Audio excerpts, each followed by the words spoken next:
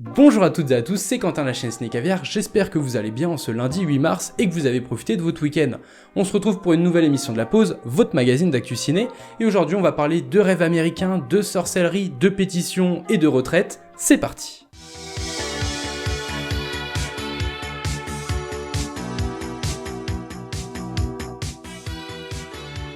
On a appris que le réalisateur Jean-Luc Godard, qui est fier d'une carrière longue de plusieurs décennies, allait bientôt prendre sa retraite. Le réalisateur est maintenant âgé de 90 ans et il laisse derrière lui une carrière avec notamment des films tels que Le Mépris, À bout de souffle, Alphaville ou encore Pierrot le Fou.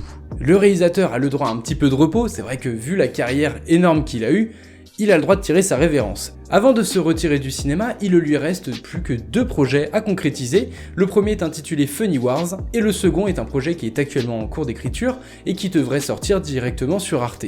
Pour rappel, le réalisateur Jean-Luc Godard était, avec François Truffaut, au milieu des années 60 en France, l'un des initiateurs du mouvement cinématographique de la Nouvelle Vague. Ça va bientôt faire 3 ans qu'il n'a pas sorti de film au cinéma, et avec ces 2 nouveaux projets, voilà, il a le droit d'apprendre un petit peu de repos, on lui souhaite bien du plaisir avec sa nouvelle retraite.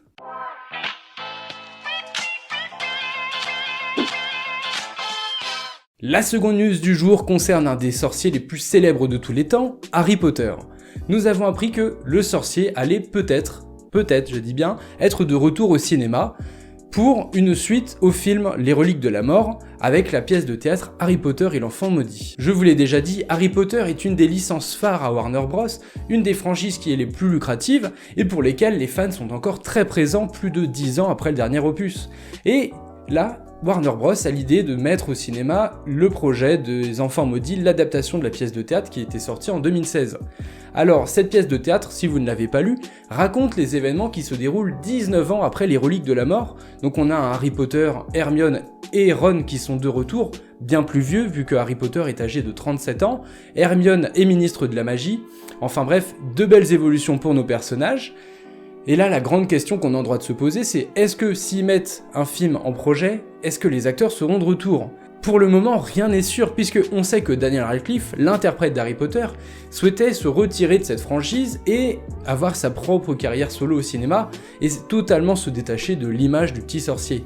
Pour ce qui est d'Hermione Granger, donc de Emma Watson, récemment, je vous disais même la semaine dernière que l'actrice souhaitait faire une pause. Alors c'était pas une pause dans sa carrière d'actrice, mais c'était surtout une pause des réseaux sociaux pour se consacrer pendant quelques temps à sa vie personnelle. Donc est-ce que c'est un rôle que pour le moment l'intéresserait, sachant qu'elle aussi aimerait se détacher de ce rôle de sorcière. Donc à voir. En tout cas pour ce qui est de Rupert Grint, l'interprète de Ron, alors lui mais je vous l'ai déjà dit, il serait totalement enthousiaste à l'idée soit de reprendre son rôle de Ron, ou soit de faire à nouveau partie de cet univers magique. Donc pour lui, la question ne se pose pas, il en serait. Pour le moment, la question pour nous, spectateurs, c'est de savoir est-ce que cette adaptation va vraiment voir le jour, quand sortira-t-elle, mais aussi est-ce qu'ils vont recaster d'autres acteurs. Je ne pense pas. Très franchement, là c'est mon opinion, je ne pense pas qu'ils vont prendre le pari de recaster le casting, alors qu'on sait que c'est une licence qui est très chère aux fans, que les acteurs sont quand même ancrés dans l'inconscient collectif, ça paraîtrait compliqué de passer après eux. En tout cas, tout ce qu'on peut dire, c'est que Warner Bros n'en a pas fini avec Harry Potter, puisque la franchise va se décliner dans une série télé, mais aussi en jeu vidéo, puisque l'année prochaine sortira Hogwarts Legacy sur les consoles. Donc, oui, Harry Potter, plus de 10 ans après, c'est pas terminé.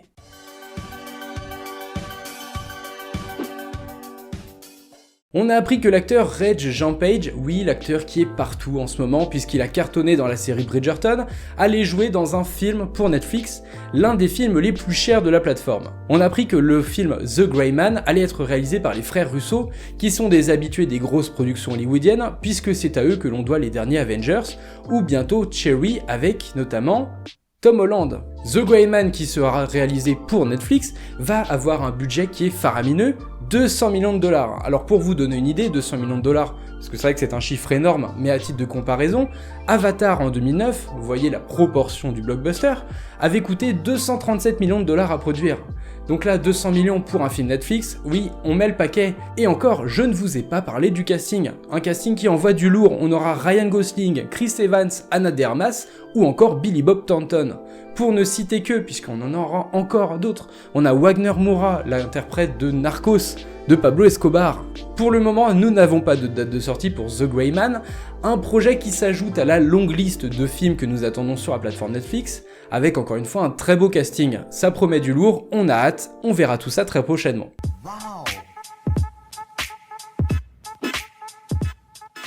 Le chiffre du jour, le voici, 500 000.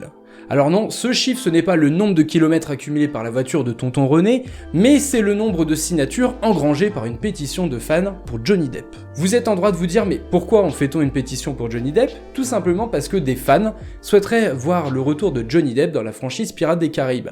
Et oui, il y a cela plusieurs mois, voire même peut-être 1 ou 2 ans, nous avions appris que Johnny Depp avait été évincé de Pirates des Caraïbes et que la franchise se continuerait, mais avec un nouveau personnage incarné par Margot Robbie.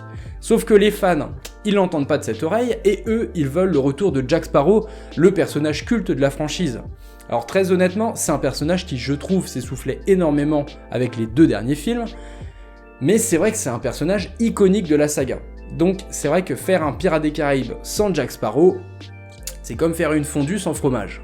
Sur la plateforme change.org, que vous connaissez peut-être puisque c'est une plateforme qui est réputée pour toutes les pétitions qui y sont présentes, la pétition a engrangé plus de 500 000 signatures. Ce sont des fans qui l'ont lancée et il y a une autre pétition qui circule pour virer Amber Heard d'Aquaman 2. Et cette pétition, pour vous donner une idée, elle a engrangé plus de 2 millions de signatures. Alors pour le moment, Aquaman 2 est toujours tourné, il y a toujours Amber Heard dedans et elle ne s'est pas encore fait virer. En même temps, ça paraît assez compliqué puisque le film est déjà très avancé dans son développement. Je ne vais pas revenir ici sur l'affaire Amber Heard de Johnny Depp, parce que avant tout on a une émission d'actu ciné, mais pas de rubrique people et vie privée, et puis de toute façon si vous voulez en savoir plus, internet est votre ami. Mais tout ce qu'on peut dire c'est que ce scandale n'a pas fini de faire parler de lui, sachant que avec cette affaire, Johnny Depp a été évincé à la fois de Pirates des Caraïbes, mais aussi des Animaux Fantastiques 3, puisqu'il a été remplacé par Mads Mikkelsen. Le but de cette pétition, c'est de faire bouger les choses. Alors pour le moment, on n'est pas sûr du retour de Jack Sparrow, il n'y a rien d'annoncé, mais ce que ça démontre, c'est que les fans sont là pour montrer à l'acteur et au studio qu'ils sont là pour le soutenir.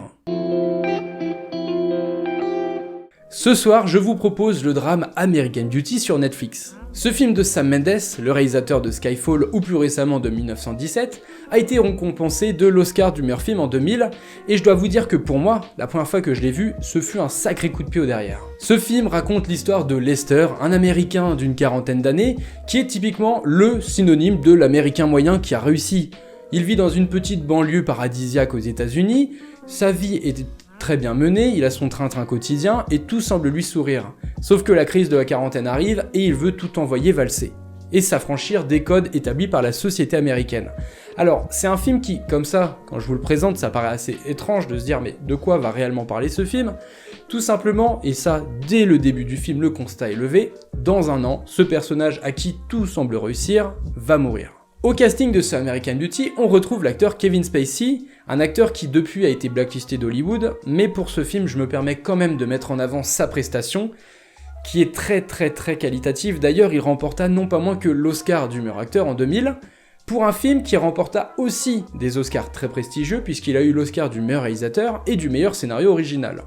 Oui, je vous le disais, Kevin Spacey est vraiment iconique dans ce rôle, un des rôles les plus marquants de sa carrière. Le film, au passage, se permet d'être une critique du mode de vie américain où tout est standardisé, les personnes sont lisses, mais au fond, quand on gratte un petit peu, tout le monde a ses failles. C'est ce que met en avant ce film. On a beaucoup de personnages hauts en couleur, vous le verrez, de toute façon c'est un film que je vous recommande énormément. Un film qui, quand je l'ai vu pendant mon adolescence, m'a énormément marqué. À titre de comparaison, ça m'a fait un petit peu le même effet que Fight Club. Alors oui, ce sont des films qui sont très différents en apparence, mais quand on gratte un petit peu, le message, il est quand même similaire. Je ne vais pas m'étendre plus sur ce American Beauty, foncez, regardez-le, vous serez pas déçus, dites-moi en commentaire ce que vous en avez pensé, et si ça ne vous a pas plu, dites-le moi aussi, ça m'intéresse énormément. On se quitte avec la bande-annonce de Sans aucun remords, le nouveau film avec Michael B. Jordan, qui sera dispo sur Amazon Prime le 30 avril. Si vous êtes amateur de Michael B. Jordan, d'espionnage et aussi de vengeance, Sans aucun remords, ce sera le film parfait pour vous. Alors là, je suis en train de vous le vendre comme si je l'avais vu ce film, je ne l'ai pas vu, je n'ai vu que la bande-annonce. Mais je dois dire que Michael B. Jordan, c'est un des acteurs de cette nouvelle génération que j'apprécie le plus. Je trouve qu'il est très charismatique et qu'il joue très très bien. En plus de ça, l'acteur réalisateur est actuellement en train de produire Creed 3, Creed 3 le film de boxe, qu'il réalisera lui-même. Mais allez, on revient à l'autre choucroute. Michael B. Jordan, dans Sans aucun remords, nous racontera l'histoire d'un espion de la CIA qui va devoir se venger parce que sa femme, qui était enceinte, elle s'est fait assassiner. Donc, le film, il va être au cœur d'une vengeance, mais aussi d'un complot qui pourrait mener à une guerre entre, non pas moins que les États-Unis et la Russie. Donc là, le choix qu'il va devoir faire, c'est est-ce qu'il venge sa femme ou est-ce qu'il sauve le monde ? Oui, sacré dilemme. Le film sera l'adaptation du livre Without Remorse de Tom Clancy, l'un des auteurs d'espionnage les plus célèbres et les plus reconnus par ses pairs. Et le film sera réalisé par Stefano Sollima, le réalisateur de Sicario 2. Donc oui, si vous voulez du bain de sang, de la vengeance et un peu d'action, le réalisateur parfait. En soi, ce film qui débarquera le 30 avril prochain, dites-moi en commentaire ce que vous avez pensé de cette bande-annonce, est-ce que vous comptez le voir ou pas ?